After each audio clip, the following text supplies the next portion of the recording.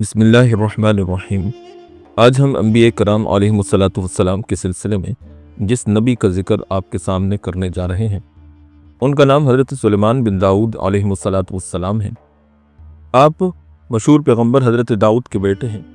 بچپن ہی سے آپ میں سمجھداری کے آثار نمایاں تھے، جس کی وجہ سے بعض دفعہ حضرت داؤد بھی کسی اہم مقدمہ میں آپ سے مشورہ لیا کرتے تھے۔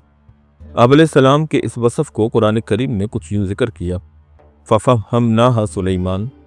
حضرت داؤد علیہ السلام کی وفات کے بعد آپ ان کے جانشین بنے، جس کو اللہ رب العزت نے قرآن کریم میں یوں بیان کیا: وَوَرِثَ سُلَيْمَانُ دَاوُدَ۔ اس وقت آپ کی عمر مبارک 13 برس تھی۔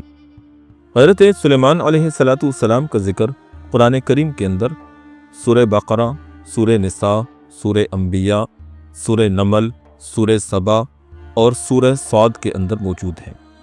اللہ تعالیٰ نے حضرت سلیمان علیہ السلام میں ذکاوت اور جھگڑوں کے فیصلے کرنے اور اصابت رائے کا کمال فطرت میں ہی رکھ دیا تھا۔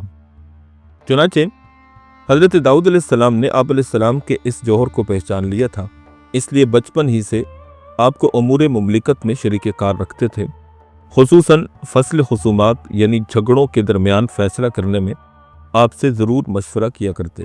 اللہ تعالیٰ نے حضرت سلیمان علیہ السلام کو نبوت اور حکومت دونوں میں حضرت داؤد علیہ السلام کا جانشین بنایا، اور اس طرح فیضان نبوت کے ساتھ ساتھ اسرائیلی حکومت بھی آپ کے قبضے میں آ گئی، جس کا ذکر قرآن کریم میں اللہ رب العزت نے بیان کیا ہے۔ چنانچہ اللہ پاک جل شانہ فرماتے ہیں: وَوَارِثَ سُلَيْمَانُ دَاوُدَ۔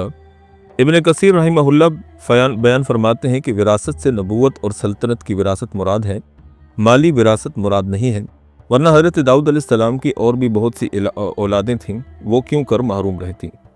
سیاہ ستہ میں متعدد جلیل القدر صحابہ رضی اللہ تعالی عنہم سے روایت منقول ہے: قال رسول اللہ صلی اللہ علیہ وسلم: نحن معشر الانبیاء لا نورث ما ترکناہ صدقہ۔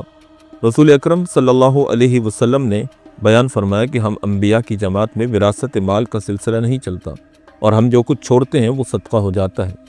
حضرت داؤد علیہ السلام کی طرح اللہ تعالیٰ نے بعض خصوصیات سے حضرت سلیمان علیہ السلام کو بھی نوازا، اور اپنی نعمتوں میں سے بعض ایسی نعمتیں بھی عطا فرمائیں جو ان کی زندگی کا ترہ امتیاز بن گئی۔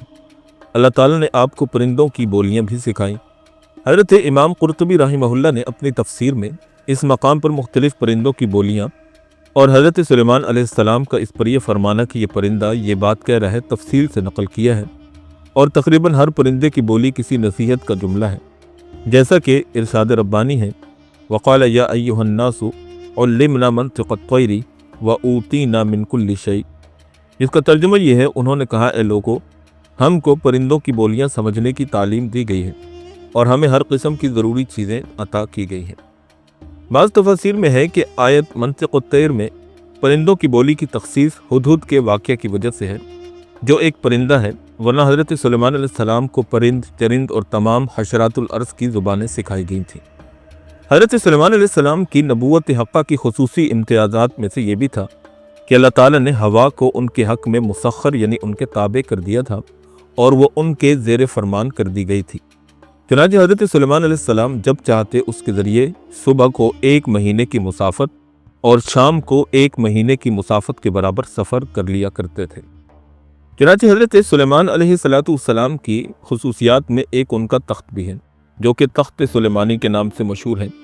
تفسیر ابن کثیر میں تخت سلیمانی جو ہوا پر اڑتا تھا اس کی کیفیت یہ بیان کی گئی ہے کہ حضرت سلیمان علیہ السلام نے لکڑی کا ایک بہت بڑا وسیع تخت بنوایا تھا، جس پر خود اعیان سلطنت اور لشکر اور آلات حرب کے ساتھ سوار ہو جاتے، پھر ہوا کو حکم دیتے وہ اس عظیم الشان وسیع و عریض تخت کو اپنے کاندھوں پر اٹھا کر جہاں حکم ہوتا وہاں لے جا کر اتار دیتی۔ یہ ہوائی تخت صبح سے دوپہر تک 1 مہینے کی مسافت طے کر لیتا تھا، اور اسی طرح دوپہر سے شام تک 1 مہینے کی یعنی ایک دن میں 2 مہینوں کے سفر کے برابر مسافت طے ہو جاتی تھی۔ ابن ابی حاتم نے حضرت سعید بن جبیر رحمہ اللہ سے نقل کیا ہے کہ اس تخت پر 6000 کرسیاں رکھی جاتی تھیں، جس پر حضرت سلیمان کے ساتھ اہل ایمان انسان سوار ہوتے تھے، اور ان کے پیچھے اہل ایمان جنات بیٹھا کرتے تھے۔ پھر پرندوں کو حکم ہوتا کہ وہ پورے تخت پر اپنے پروں سے سایہ کریں تاکہ سورج کی تپش سے تکلیف نہ ہو۔ پھر ہوا اس عظیم الشان مجمع کو اٹھا کر جہاں حکم ہوتا پہنچا دیتی۔ بعض روایات میں ہے کہ اس پورے ہوائی سفر کے دوران حضرت سلیمان علیہ السلام سر جھکائے ہوئے اللہ کے ذکر میں مشغول رہتے، دائیں بائیں نہ دیکھتے اور اپنے عمل سے تواضع کا اظہار فرماتے تھے۔ اسی کو اللہ تعالیٰ جل شانہ نے بیان فرمایا، وَلِسُلَيْمَانَ الرِّيحَ غُدُوُّهَا شَهْرٌ وَرَوَاحُهَا شَهْرٌ، اور ہم نے سلیمان کے لیے ہوا کو مسخر کر دیا تھا، اس ہوا کا صبح کا چلنا اور شام کا چلنا ایک ایک مہینہ کی مسافت تھی۔ حضرت حسن بصری رحمہ اللہ فرماتے ہیں کہ حضرت سلیمان علیہ السلام صبح کو بیت المقدس سے روانہ ہوتے تو دوپہر کو استخر میں قیام کرتے، یہ ایک جگہ کا نام ہے، اور دوپہر کا کھانا کھاتے، پھر یہاں سے بعد نماز ظہر واپس جاتے تو بابل میں پہنچ کر رات ہوتی تھی، اور بیت المقدس اور استخر کے درمیان اتنی مسافت ہے جو تیز سواری پر چلنے والا ایک مہینے میں طے کر سکتا ہے۔ یہ روایت ابن کثیر میں بیان کی گئی ہے۔ تفسیر معالم التنزیل میں حضرت مقاتل بن حبان رضی اللہ تعالیٰ عنہ سے روایت ہے کہ جنات نے حضرت سلیمان علیہ السلام کے لیے 2 فرسخ کے برابر ریشمی فرش بنایا تھا، اس کے درمیان سونے کا منبر رکھتے، اس پر حضرت سلیمان بیٹھتے، ارد گرد 3000 طلائی نقرئی کرسیاں بچھائی جاتی تھیں جن پر علماء اور فضلاء بیٹھتے تھے، ان کے پیچھے جنات اور دوسرے لوگ بیٹھتے تھے، پرندے ان پر سایہ کرتے، پھر ہوا تخت کو اٹھا کر لے جاتی۔ اور یہ بھی معالم التنزیل میں ہے کہ حضرت سلیمان علیہ السلام صبح دمشق سے سوار ہو کر استخر جو دمشق سے 1 ماہ کا راستہ ہے وہاں قیلولہ فرما کر پھر بابل جاتے، پھر سمرقند میں رات گزارتے، ایک بار صبح عراق سے سوار ہو کر شہر مرو میں دوپہر کو پہنچے، عصر کی نماز بلخ میں پڑھ کر چیسن تشریف لے گئے، رات وہاں گزار کر صبح سمندر کے ساحل کے راستے قندھار پہنچے، وہاں سے کرمان گئے، پھر ایران میں پہنچ گئے۔ حضرت حسن بصری رحمۃ اللہ علیہ فرماتے ہیں کہ تسخیر ہوا کا معجزہ حضرت سلیمان علیہ السلام کو اس عمل کے صلہ میں عطا ہوا تھا کہ ایک روز حضرت سلیمان علیہ السلام اپنے گھوڑوں کا معائنہ کر رہے تھے، اس میں اس قدر مشغول ہوئے کہ عصر کی نماز قضا ہو گئی۔ چنانچہ سورہ صاد میں اللہ رب العالمین نے کچھ یوں بیان کیا، اذ عرض علیہ بالعشی الصافنات الجیاد فقال انی احببت حب الخیر عن ذکر ربی حتی توارت بالحجاب ردوها علی فتفق مسحا بالسوق والاعناق۔ جب شام کے وقت اس کے سامنے تیز رفتار عمدہ گھوڑے پیش کیے گئے تو کہنے لگے، میں نے اپنے پروردگار کی یاد پر ان گھوڑوں کی محبت کو ترجیح دی، یہاں تک کہ سورج چھپ گیا، ان کو میرے پاس واپس لاؤ۔ پھر وہ جھاڑنے لگا پنڈلیاں اور گردنیں۔ کہتے ہیں کہ یہ زمینی اور دریائی گھوڑوں کے میل سے حاصل کیے گئے تھے، یہ تیز اور سبک رفتار ہوتے تھے، ان پر سوار ہو کر ایسا معلوم ہوتا تھا کہ پانی میں تیر رہے ہوں۔ بعض نے کہا ہے کہ یہ وہ گھوڑے تھے جو حضرت داؤد نے جب جالوت کو شکست تھی تو قوم عمالقہ سے ہاتھ میں لگے۔ بہرحال ان کے دیکھنے میں ایسے مشغول ہوئے کہ ان کی عبادت کا وقت جو عصر کے بعد کیا کرتے تھے فوت ہو گیا۔ بعض نے یہ بھی کہا ہے کہ حضرت سلیمان کسی علاقے پر جہاد کرنے کی غرض سے گھوڑوں کی دیکھ بھال کر رہے تھے کہ اس دوران مقررہ عبادت کا وقت ہو گیا تو افسوس کرنے لگے اور فرمایا کہ ان کو میرے پاس لاؤ۔ چنانچہ آپ علیہ السلام نے گھوڑوں کو قتل کرنا شروع کر دیا اور کہتے ہیں کہ 900 گھوڑے ذبح کر دیے گئے۔ اس کی تائید ایک حدیث سے بھی ہوتی ہے جس کو علامہ جلال الدین سیوطی رحمہ اللہ نے معجم طبرانی، اسماعیل اور ابن مردویہ رحمہ اللہ کے حوالے سے نقل کیا ہے۔ چنانچہ حضرت ابی بن کعب رضی اللہ تعالیٰ عنہ سے روایت ہے کہ نبی اکرم صلی اللہ علیہ وسلم نے اللہ تعالیٰ کے ارشاد وَطَفِقَ مَسْحًا بِالسُّوقِ وَالْأَعْنَاقِ کے بارے میں ارشاد فرمایا کہ ان کی پنڈلیوں اور گردنوں کو تلوار سے کاٹا۔ حضرت سلیمان ایک فریضہ الہی یعنی جہاد کی ترتیب میں لگے ہوئے تھے کہ دوسرے فریضہ سے غافل ہو گئے، اور یہ ایسی چیز ہے جو بسا اوقات واقع ہو جاتی ہے، جیسا کہ نبی اکرم صلی اللہ علیہ وسلم کی غزوہ خندق میں خندق کھودتے ہوئے کئی نمازیں قضا ہو گئی تھیں، لیکن کسی خاص شغل کی وجہ سے اگر ایسا ہو جائے تو بڑے حضرات خصوصاً انبیاء کرام علیہم السلام کو اس کا بڑا ملال اور دکھ ہوتا ہے۔ چنانچہ آپ نے فرمایا کہ ان لوگوں نے ہم کو ہماری نمازوں سے مشہور رکھا، ملأ اللہ قبورہم وبیوتہم نارا، کہ اللہ تعالیٰ ان کے گھروں اور قبروں کو آگ سے بھر دے۔ بہرحال حضرت سلیمان نے ان گھوڑوں کو ذبح کر ڈالا۔ حضرت حسن بصری رحمہ اللہ فرماتے ہیں کہ اس کے صلہ میں اللہ تعالیٰ جل شانہ نے حضرت سلیمان علیہ السلام کے لیے ہوا کو مسخر کر دیا جو گھوڑے سے کہیں زیادہ تیز رفتار ہے۔ حضرت سلیمان علیہ السلام کی حکومت کا ایک اور بڑا امتیاز جو کائنات میں کسی کو نصیب نہ ہوا وہ یہ کہ ان کے زیر نگیں صرف انسان ہی نہ تھے بلکہ جن اور حیوانات بھی ان کے تابع اور فرما بردار تھے۔ اللہ تعالیٰ نے آپ علیہ السلام کو یہ بے مثال شرف عطا فرمایا کہ ان کی حکومت انسانوں کے علاوہ جنات، حیوانات اور ہوا پر بھی تھی، اور یہ سب بحکم خدا آپ کے مطیع اور فرما بردار تھے۔ اور یہ سب کچھ اس لیے ہوا کہ حضرت سلیمان علیہ السلام نے ایک مرتبہ اللہ تعالیٰ سے یہ دعا کی، رب اغفر لی وہب لی ملکا لا ينبغی لأحد من بعدی انک انت الوہاب۔ اے رب مجھے معاف فرما اور مجھ کو ایسی سلطنت عطا کر جو میرے سوا کسی اور کے لیے مناسب نہ ہو، بے شک تو بڑا ہی عطا کرنے والا ہے۔ اللہ تعالیٰ نے آپ کی دعا کو قبول فرما لیا اور ایک ایسی عجیب و غریب حکومت عطا فرمائی کہ جو نہ ان سے پہلے کسی کو نصیب ہوئی اور نہ ان کے بعد کسی کو میسر آئی۔ چنانچہ جنات میں آپ علیہ السلام کے تابع فرمان تھے۔ حضرت سلیمان علیہ السلام ان سے سخت کام لیتے تھے۔ بعض جنات بڑی بڑی عمارتیں بناتے تھے، بعض دریاؤں میں غوطے لگا کر ان سے ہیرے جواہر نکالتے تھے، جیسا کہ ارشاد خداوندی ہے، وَمِنَ الْجِنِّ مَن يَعْمَلُ بَيْنَ يَدَيْهِ بِإِذْنِ رَبِّهِ وَمَن يَزِغْ مِنْهُمْ عَنْ أَمْرِنَا نُذِقْهُ مِنْ عَذَابِ السَّعِيرِ يَعْمَلُونَ لَهُ مَا يَشَاءُ مِن مَّحَارِيبَ وَتَمَاثِيلَ وَجِفَانٍ كَالْجَوَابِ وَقُدُورِ الرَّاسِيَاتِ۔ یہ سورہ سبا کی آیات ہیں جن کا ترجمہ یہ ہے، اور جنات میں سے ایسے تھے جو اس کے رب کے حکم سے اس کے آگے کام کرتے تھے، اور ان میں سے جو کوئی ہمارے حکم سے پھرے تو ہم اس کو آگ کا عذاب چکھائیں گے۔ وہ اس کے لیے بناتے جو وہ چاہتا عمارتیں اور تصویریں اور حوض جیسے لگن اور جمی ہوئی دیگیں۔ دوسری جگہ ارشاد ہے وَمِنَ الشَّيَاطِينِ مَن يَغُوصُونَ لَهُ، اور جنات میں سے بعض وہ تھے جو سلیمان کے لیے سمندر میں غوطہ لگاتے۔ اور ایک اور جگہ ارشاد ہے وَالشَّيَاطِينَ كُلَّ بَنَّاءٍ وَغَوَّاصٍ وَآخَرِينَ مُقَرَّنِينَ فِي الْأَصْفَادِ۔ اسی طرح جنات کو بھی جو عمارت تعمیر کرنے والے اور غوطہ لگانے والے تھے ان کے زیر فرمان کر دیا تھا، اور ان کو بھی جو زنجیروں میں بندھے رہتے تھے۔ حضرت سلیمان ان سے بڑے بڑے قلعے اور مساجد تعمیر کرواتے تھے اور دوسری بڑی بڑی عمارتیں بھی بنواتے تھے۔ محاریب کی تفسیر قلعوں اور مساجد سے کی گئی ہے، اور تماثیل سے مراد یا تو مجسمے یا دوسری تصویریں ہیں جو دیواروں پر بطور آرائش کے جو اس زمانے میں بھی بنائی جاتی ہیں، اور ایسا کرنا ان کی شریعت میں اس وقت جائز ہوگا، اور ہماری شریعت یعنی شریعت محمدی صلی اللہ علیہ وسلم کی طرح اس وقت تماثیل کا بنانا حرام نہ ہوگا۔ جفان کل جواب، پانی بھرنے کے بڑے برتن ایسے بنائے جاتے تھے جن میں چھوٹے حوض کے برابر پانی آ جاتا۔ قدور الراسیات، اتنی بڑی بڑی دیگیں بناتے تھے جو ہلانے سے نہ ہلیں، اور ممکن ہے کہ یہ دیگیں پتھروں کو تراش کر پتھر ہی کے چولہوں پر لگی ہوئی بناتے ہوں جو ناقابل نقل و حمل ہوں۔ اسی طرح حضرت سلیمان علیہ السلام ہر قسم کی عمارت بنانے والے جنات سے جو چاہتے تعمیر کراتے، اور غوطہ لگانے والے جنوں سے دریاؤں سے موتی وغیرہ نکلواتے، اور کچھ سزا یافتہ جنات جو خدمات میں کوتاہی کرتے ان کو سزا میں قید کر دیا کرتے تھے، یا وہ جنات جو لوگوں کو ستاتے تھے ان کو زنجیروں سے باندھ کر دریا میں قید کروا دیا کرتے تھے تاکہ ان کو ادب سکھائیں اور فساد سے باز رکھیں۔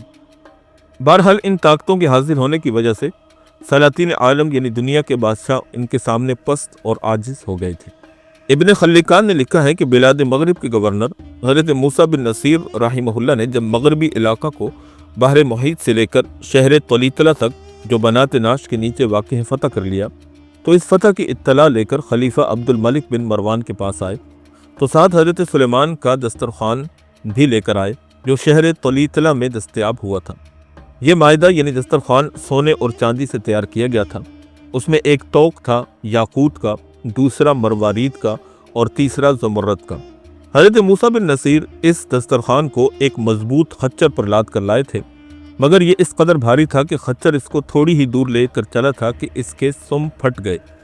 موسیٰ اپنے ساتھ شاہان یونان کا تاج بھی لائے تھے جس میں جواہرات جڑے ہوئے تھے، اس کے علاوہ 30,000 غلام بھی ان کے ساتھ تھے۔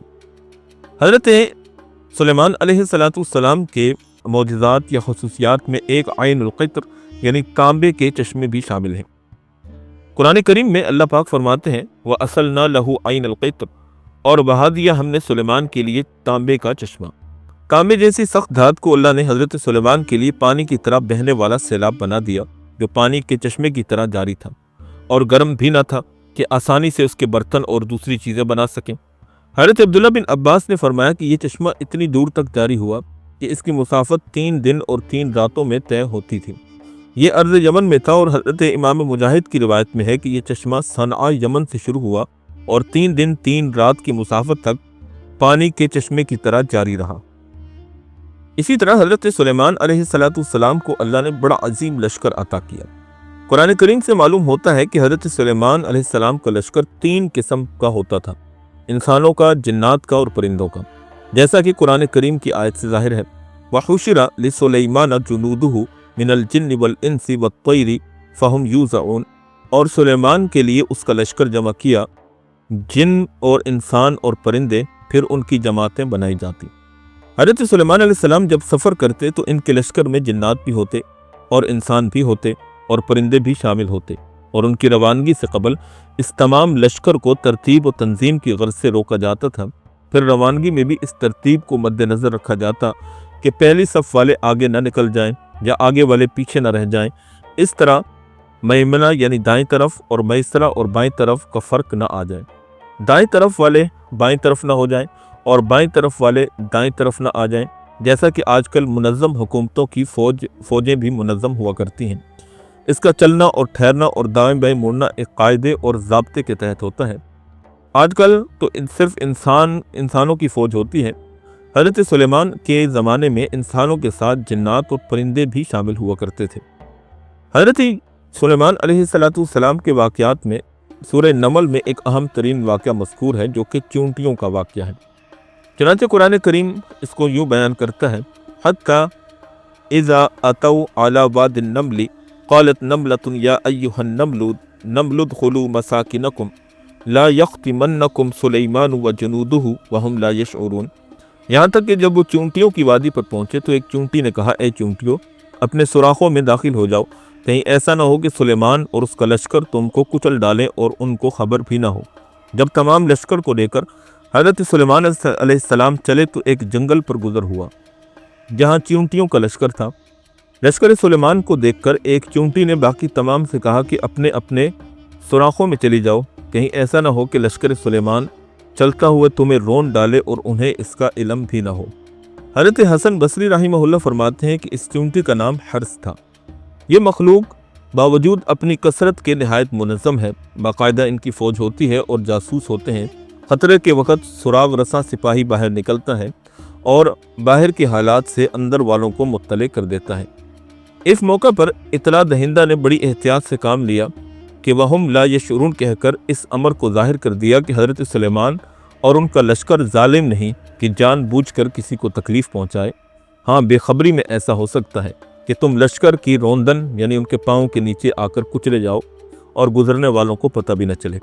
हज़रत सुलेमान अलैहिस्सलाम ने ये बात सुन ली और चूंटी की फिरासत और कलाम में एहतियात पर आप अलैहिस्सलाम को हंसी आ गई और अल्लाह ताला की इस नेमत से मुतासिर होकर अल्लाह ताला से दवाम अला शुक्र की तौफीक तलब की और हज़रत हक़ के पसंदीदा कामों के बजलाने की दुआ की और अंबिया कराम अलैहिमुस्सलाम की जमात में शामिल रहने की दुआ की। हज़रत सुलेमान अलैहिस्सलाम की फ़ौज में एक मुहंदिस भी काम करता था। मुहंदिस आजकल की ज़ुबान में बोलें तो इंजीनियर। ये बताता था कि पानी कहाँ है। ज़मीन के अंदर का पानी इससे इस तरह दिखाई देता था जैसे ज़मीन के ऊपर की चीज़ें लोगों को नज़र आती हैं। हज़रत सुलेमान अलैहिस्सलाम जंगल में होते तो उससे दरियाफ्त फरमाते कि पानी कहाँ है। ये बतला देता कि फ़लाँ जगह पर है। हज़रत सुलेमान उसी वक़्त जिन्नात को हुक्म देते और कुआं खोद लिया जाता। एक दिन इसी तरह जंगल में थे, परिंदों की तफ्शीश फरमाई ताकि हुदहुद के ज़रिए पानी की तलाश करवाएं। इत्तफाक से हुदहुद मौजूद नहीं था। इस पर आप अलैहिस्सलाम ने फरमाया कि आज हुदहुद नज़र नहीं आता, परिंदों में वो कहीं छुप गया है या वाकई में हाजिर नहीं है। चुनांचे अल्लाह पाक जल्ल शानहू कुरान करीम में इस वाक़े को यूँ बयान करते हैं, वतफ़क़्क़दत तैरा फ़क़ाल मा ली ला अरल हुदहुदा अम कान मिनल गाइबीन ला उअज़्ज़िबन्नहु अज़ाबन शदीदन औ ला अज़बहन्नहु औ ला यअतियन्नी बिसुल्तानिम मुबीन। और सुलेमान ने परिंदों का जायज़ा लिया और कहा कि क्या बात है कि मैं हुदहुद को नहीं देख रहा हूँ, क्या वो कहीं गायब हो गया है? मैं उसको सख्त सज़ा दूंगा या उसको ज़िबा कर दूंगा या वो मेरे सामने कोई साफ हुज्जत या दलील लेकर आए। ابن کثیر رحمہ نے لکھا ہے کہ حضرت سلیمان علیہ السلام کے اس حدود کا نام عنبر تھا۔ اب حدود کا واقعہ یہاں سے شروع ہوتا ہے۔ آپ علیہ السلام نے فرمایا کہ اگر اس نے اپنی غیر حاضری کی معقول وجہ بتائی تو خیر، ورنہ اسے سخت سزا دوں گا۔ اتنے میں ہدہد آ گیا۔ پرندوں نے کہا کہ آج تیری خیر نہیں، حضرت سلیمان تیری سزا کا عہد کر چکے ہیں۔ اس نے کہا کہ یہ بتاؤ کہ ان کے الفاظ کیا تھے۔ انہوں نے بیان کیا تو خوش ہو کر کہنے لگا کہ پھر تو میں بچ جاؤں گا۔ چنانچہ وہ ہدہد حضرت سلیمان کے دربار میں پیش ہوا اور کہنے لگا کہ اے اللہ کے نبی، میں ایک ایسی خبر لے کر آیا ہوں جو آپ کے پاس نہیں ہے۔ میں سبا سے آ رہا ہوں اور پختہ یقینی خبر لایا ہوں۔ اس کی بادشاہی ایک عورت کو کرتے ہوئے میں نے پایا۔ اس کے وزیر اور مشیر 312 افراد ہیں اور ان میں سے ہر ایک کے ماتحت 12,000 کی جمعیت ہے۔ اس کی زمین کا نام معارب ہے، یہ صنعا سے 3 میل کے فاصلے پر ہے۔ دنیاوی ہر قسم کی ضروریات اسے مہیا ہیں۔ اس کا نہایت شاندار قسم کا تخت ہے جس پر وہ بیٹھتی ہے، جو سونے سے منڈا ہوا ہے اور مروارید کی کاریگری اس پر کروائی ہوئی ہے۔ یہ 80 ہاتھ اونچا اور 40 ہاتھ چوڑا ہے اور 600 عورتیں ہر وقت اس کی خدمت میں لگی رہتی ہیں۔ اس کا دیوان خاص جس میں یہ تخت ہے بہت بڑا محل ہے، بلند و بالا اور کشادہ ہے۔ اس کے مشرقی حصے میں 360 طاق ہیں اور اتنے ہی مغربی حصے میں بھی ہیں۔ اسے اس طرح بنایا گیا ہے کہ ہر روز سورج ایک طاق سے نکلتا ہے اور اسی کے مقابل والے طاق سے غروب ہوتا ہے۔ اہل دربار صبح اور شام اسے سجدہ کرتے ہیں۔ یہ سب لوگ آفتاب پرست یعنی سورج پرست ہیں اور خدا پرست نہیں ہیں۔ یہ ساری تفصیلات تفسیر ابن کثیر میں نقل کی گئی ہیں۔ اس ملکہ کا نام بلقیس بنت شراحیل تھا۔ اس کا دادا پورے ملک یمن کا بادشاہ عظیم تھا، جس کی اولاد بھی 40 لڑکے ہوئے جو سب کے سب بادشاہ بنے۔ اس کے والد نے ایک جنیہ عورت سے نکاح کر لیا تھا، اسی کے بطن سے بلقیس پیدا ہوئی۔ جنیہ سے نکاح کرنے کی مختلف وجوہات بیان کی گئی ہیں۔ ایک یہ کہ یہ اپنی حکومت اور سلطنت کے غرور میں لوگوں سے کہتا تھا کہ تم میں میرا کوئی کف یعنی برابری نہیں ہے، اس لیے میں نکاح ہی نہیں کروں گا، کیونکہ غیر کف میں نکاح مجھے پسند نہیں۔ اس کا نتیجہ یہ ہوا کہ لوگوں نے اس کا نکاح ایک جنیہ سے کروا دیا۔ یہ تفسیر قرطبی وغیرہ کے اندر منقول ہے، لیکن اکثر علماء نے اس چیز کا انکار کیا ہے کہ یہ ایک باطل روایت ہے اور تفسیری طور پر ناقابل اعتبار ہے۔ اگرچہ مفسرین نے علم کے پھیلانے کی غرض سے اس کو بیان کر دیا ہے، لیکن اکثر جمہور مفسرین کا قول یہی ہے کہ ملکہ بلقیس کا جو باپ یا دادا تھا اس نے کسی جنیہ وغیرہ سے شادی نہیں کی۔ یہ ایک غلط روایت ہے جو کہ تفاسیر کے اندر نقل در نقل ہوتی چلی آ رہی ہے۔ حقیقت حال اللہ تعالیٰ ہی جانتا ہے۔ بہرحال اب ہم آتے ہیں ہدہد کی بات اور اس کے واقعے کی طرف۔ ہدہد کی خبر سنتے ہی حضرت سلیمان نے اس کی تحقیق شروع کر دی کہ اگر یہ سچا ہے تو قابل معافی ہے، اگر جھوٹا ہے تو قابل سزا ہے۔ اس سے فرمایا کہ میرا خط ملکہ بلقیس کو دے آ۔ ہدہد اس خط کو لے کر سفر پر روانہ ہو گیا۔ وہاں پہنچ کر ملکہ بلقیس کے محل میں گیا۔ وہ اس وقت اپنے کمرے میں تھی۔ اس نے ایک طاق میں سے وہ خط اس کے سامنے رکھ دیا اور ادب کے ساتھ ایک طرف ہو گیا۔ خط کا مضمون یہ تھا: انہو من سلیمان و انہو بسم اللہ الرحمن الرحیم اللہ تعلو علی واتونی مسلمین۔ یہ خط سلیمان کی طرف سے ہے اور اس کا مضمون یہ ہے کہ شروع اللہ کے نام سے جو بے حد مہربان نہایت رحم کرنے والا ہے۔ تم لوگ میرے مقابلے میں تکبر نہ کرو اور حکم بردار ہو کر میرے پاس چلے آؤ۔ مضمون خط صرف اسی قدر تھا کہ میرے سامنے سرکشی نہ کرو، میری بات مان لو، تکبر سے کام نہ لو، موحد مخلص اور مطیع بن کر میرے پاس چلے آؤ۔ بلقیس نے مہر توڑ کر خط پڑھا۔ مضمون کو دیکھ کر اپنے امراء اور وزراء کو جمع کیا اور کہنے لگی کہ ایک باوقت خط میرے سامنے ڈالا گیا ہے۔ پھر خط کا مضمون پڑھ کر سب کو سنایا اور ان سے مشورہ طلب کیا اور کہنے لگی کہ تم جانتے ہو کہ میں جب تک تم سے مشورہ نہ لے لوں تنہا کسی امر کا فیصلہ نہیں کرتی۔ قرآن کریم نے اس واقعہ کو سورہ نمل میں کچھ یوں بیان کیا: قالت یا ایھا الملأ افتونی فی امری ما کنت قاطعۃ امرا حتی تشہدون قالوا نحن اولو قوۃ واولو بأس شدید والامر الیک فانظری ماذا تأمرین۔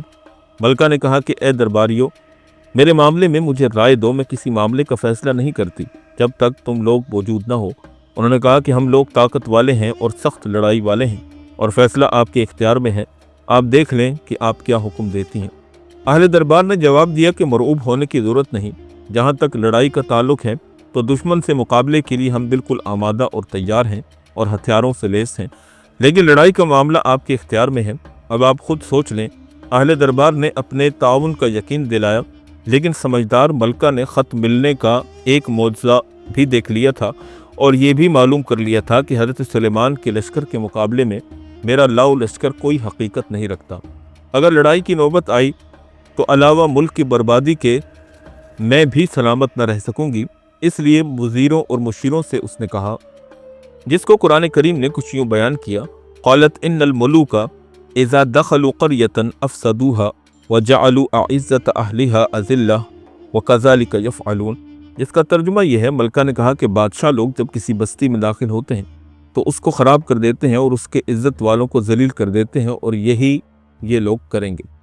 اس وقت لڑنا اور اعلان جنگ کرنا مناسب نہیں، کیونکہ اگر فریق مخالف کو فتح اور غلبہ حاصل ہو گیا تو فتح حاصل کرنے والوں کی عام حالت یہ ہے کہ جس بستی میں وہ غلبے کے بعد گھستے ہیں تو اسے برباد کر دیتے ہیں، وہاں کے بڑے بڑے عزت دار لوگوں کو ذلیل کرتے ہیں، ان سے حقارت آمیز سلوک اور برتاؤ کرتے ہیں۔